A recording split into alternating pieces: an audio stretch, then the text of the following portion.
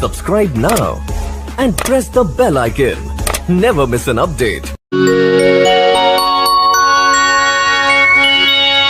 नमस्कार, मैं रजनी तिवारी आप सभी श्रोता भगवान को मैं प्रणाम करती हूँ और यहाँ पर उपस्थित सभी का मैं हार्दिक स्वागत व अभिनंदन करती हूँ। अभी 8 दिसंबर को मेरे प्रभु श्री राम का विवाह है, तो विवाह में जब तक गारी ना हो तब तक विवाह पूरा नहीं होता है। तो मैं आप लोगों के बीच में एक राम विवाह की गारी प्रस्तुत करूँगी। आइए सुनते हैं।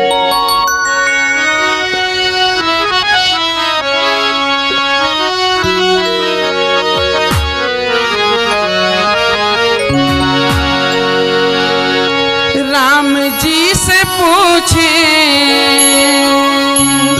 राम जी से पूछे जनकपुर की नारी, बता द बबुआ लोगवा देत काहे गारी, बता द बबुआ लोगवा देत काहे गारी, बता द बबुआ। राम जी से पूछे, राम जी से पूछे जनकपुर की नारी, बता द बबुआ लोगवा देत काहे गारी, बता द बबुआ लोगवा देत काहे गारी, बता द बबुआ।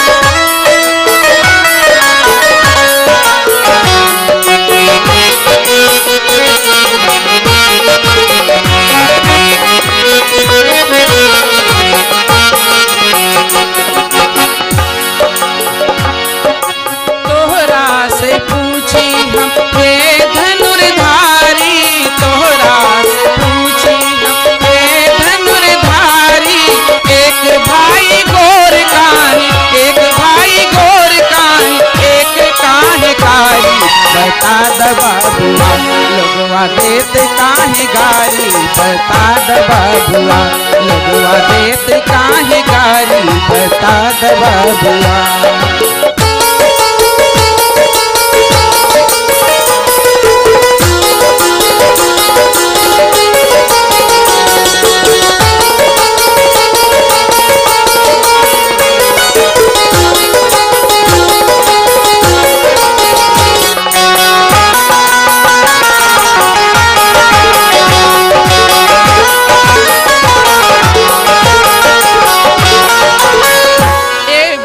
बाबा के पकल पकल दाढ़ी, ए बुढ़ऊ बाबा के बुढ़ऊ बाबा के पकल पकल दाढ़ी, देखन में पातर, देखन में पातर माई थारी, बता द बबुआ लोगवा देत काहे गारी, बता द बबुआ लोगवा देत काहे गारी, बता द बबुआ।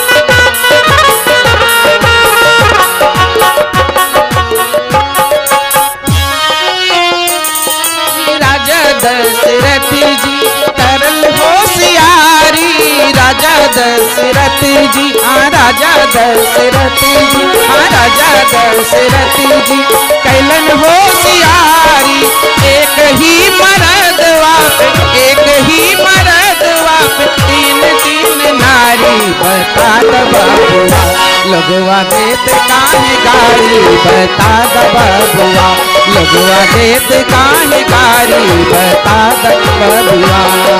राम जी से पूछे, राम जी से पूछे जनकपुर की नारी, बता द बबुआ लोगवा देत काहे गारी, बता द बबुआ लोगवा देत काहे गारी, बता द बबुआ लोगवा देत काहे गारी। कारी बता दबा दुआ लड़ुआ देत कानी कारी बता दबा दुआ। धन्यवाद। इस वीडियो को लाइक करें, हमारे चैनल को सब्सक्राइब करें, बेल आइकन जरूर प्रेस करें हमारी न्यू वीडियो सबसे पहले देखने के लिए।